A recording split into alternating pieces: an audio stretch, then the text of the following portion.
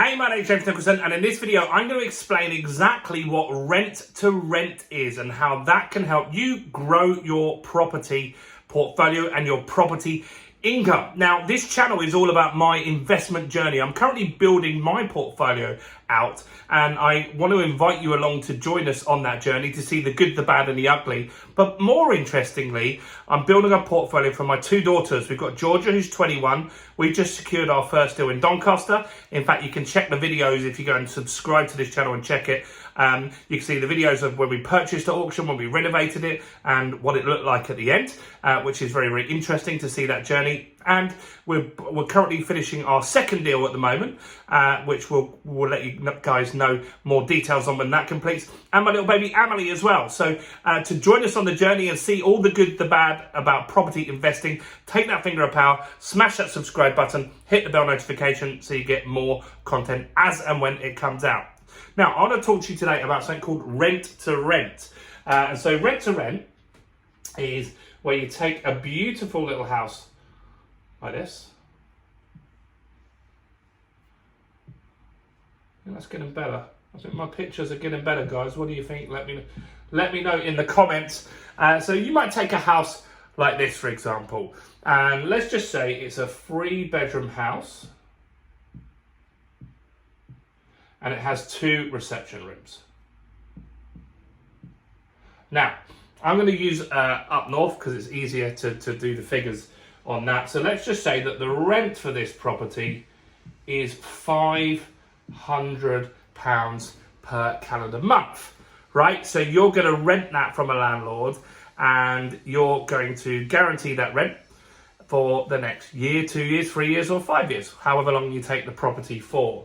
Now, what you're going to then do is rent this out on a room by room basis, right? So you've got 3 bedrooms upstairs, you've got 2 reception rooms. So a reception room is like a dining room and a living room. And normally in a house of multiple occupancy, people don't really want a living room. They just want to be by themselves, right? And so you keep the kitchen as it is. So you can rent this out as a 5-bed. And you could easily rent this out in Doncaster, where we are. People rent these out for around $450, $495, but we're just going to say $400 here. So that adds up to £2,000 in rent each and every single month. So you've rented somewhere now for £500, and you have to pay the landlord that, but you've then rented it out on a room by room basis for £2,000, and that now gives you £1,500 left over. Now, you will then need to pay the bills out of that. So you'll be paying the council tax, you will be paying for the gas and electric. So let's just say the bills are £500. That would leave you with a profit of £1,000 per month. Now, if you were to buy that property and you were going to rent it out on a standard let, which I've just done, so I've bought in Doncaster, I've rented it out on a standard let there, I get £575, right? So it's impossible for me to make £1,000 profit on that property. In this instance, I'm happy with my £575, but if you're looking for high cash flow, then this could be the model for you. So you rent it off a landlord and you rent it out room by room for $400. You get $2,000 in, you take out $1,500, then you are going to have $500 in bills and leave yourself $1,000. Now the bills might be a little bit more expensive, they might be less as well. So you're going to have that, it flows in roundabouts. But you think about how much does it cost to heat and the council tax on a little what wasn't originally a 3-bedroom house. I don't think it's unrealistic to say you could do that for £500. Now, when we talk about this, what a lot of people say is this is illegal. You are subletting the property, and subletting is illegal, right? You can't sublet a property, but what subletting is where you rent somewhere, you don't tell anyone, and then you rent it out to somebody else. That's subletting, because the contract is with you and the landlord's got no protection there. Now, what you do differently in this scenario is you are very open and honest and upfront to the landlord, and you talk about this as being a company let. So you will be letting it out as a company, and then you will be renting it out to other people. And if you get the right paperwork involved in this, so you get a solicitor to draw up the right contract, you don't use an AST, assured short hold tenancy, you use a proper contract for this for a company let, then this is totally legal. And thousands of people are doing this all over the UK right now and making very, very good income. Now, they don't have to own the house, and so they don't need to pay deposits. They might have to pay for a lick of paint and look after it. And a lot of people think, well, why doesn't the landlord do this themselves? Why don't they just do this? Well, the thing is, a lot of landlords can't be bothered, right? They're just not interested in renting it out on a room by room basis. And so they focus on just getting the rent that they want to achieve. And that's their goal, is to just make sure that happens each and every month. They don't want to deal with individual tenants and check-ins and check-outs and stuff like that. And so there's a lot of people that just don't want to do this. But the cash flow is very, very high on this. And this would then build up cash flow to build a deposit to maybe buy one of these properties yourself in the future, right? It wouldn't take long. So to buy one of these little properties up north in Doncaster, it's like 60k. You need 15k deposit, stamp duty and legal. You probably need 17, 18 grand to get into that. If you're making £1,000 a month, and maybe you've got savings and you've got income coming from other areas, it's not unrealistic to say that you could probably save up to get your second property where you actually own it for that second year, which would be really powerful, and then have two of these churning out £1,000 a month profit. And that's really, really powerful when you can do that.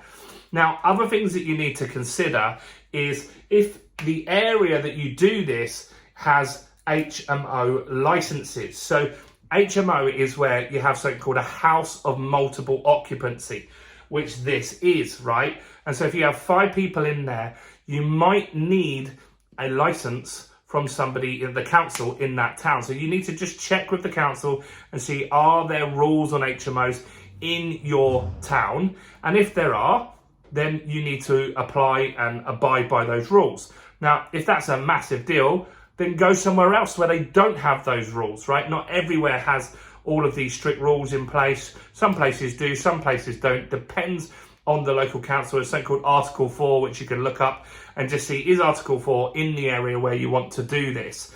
And so rent to rent is a really high cash flow strategy. It's a strategy that gets people started, helps build them some wealth. You could get 2, 3, 4, 5 of these and start bringing in 4 or 5 grand a month very quickly. Then you've got money to use as deposits for your next property. That is where this stuff gets really, really smart and really, really clever. And you can start building your own assets, and then you can buy and rent out as an HMO and make even more cash on this. And then you'll also get the capital appreciation. Now, another way that you can use rent to rent is if you rented a property like this, and rather than renting it out on a room by room basis, you then rent it out as serviced accommodation, like Airbnb, right? So I do this. So I have property in Tower Hill in London, right near the Tower of London. Oh, it's probably a 3 or 4 minute walk to the Tower of London. And so we rent it out for £1,500. And then we rent it out for sometimes as much as £200 per night, right? So Christmas is busy, summer's really busy as well. And so that is really good. We put it on Airbnb, we put it on booking.com and these other platforms. And so that is another rent to rent model that people are doing. So they're renting nicer places. Normally, maybe you would do this with a flat and then you rent a nice flat in like a Brighton or Portsmouth or like in a city. This can work very well, and people will then find you on Airbnb, they'll find you on booking.com, on hotels.com, all these platforms. Then they'll book in and they'll get accommodation for you for a longer period of time, because some people prefer that. It's cheaper than a hotel. They can have 4 or 5 people staying there to split the costs. And this is a way that you can make really, really good money as well. Now, I took this on as a serviced accommodation. And at the time I did it, the guy that actually sourced the deal, he got 20 of these, right? He was in with the developer. He got 20 deals all in one go. We bought that deal off him for £3,000, and he got, what is that? 20, that's £60,000 as fees for finding those deals. Plus he kept some for himself as well. So he's getting the income from multiple places as well. But if you think about it, if you get 30 nights booked out at £200 a night, or if you get 20 nights booked out at £200 a night, you can make significant income from that as well. So rent to rent is a great model. It's a great strategy, and I think you should look at the rent to rent model. If you're starting out, you don't have big deposits right now, this is a good strategy for you. Legislation wise, you just need to check the rules in that area. That's very, very important. So check with your local council and just see what the rules are on serviced accommodation or HMOs in the area. But any questions you got, do comment below. Do you think this is a good idea? Comment below. Like the video, guys. That really helps with YouTube. Do subscribe if you didn't earlier. And look, we're now just about to launch our first live event, and I'd love to invite you to join us on that live event. So in the description, I'm going to put a link where you can grab a free ticket to the Property Accelerator. You just put your name, email address and phone number in, and then we'll reach out to you once the tickets are available. You need to act fast, they will sell out, and I want to make sure that you have that opportunity to do that. So just fill your details in there and you'll know exactly when the tickets go out. I'm James Nicholson. Stay blessed. Thank you for watching this YouTube channel, and watch this video right here.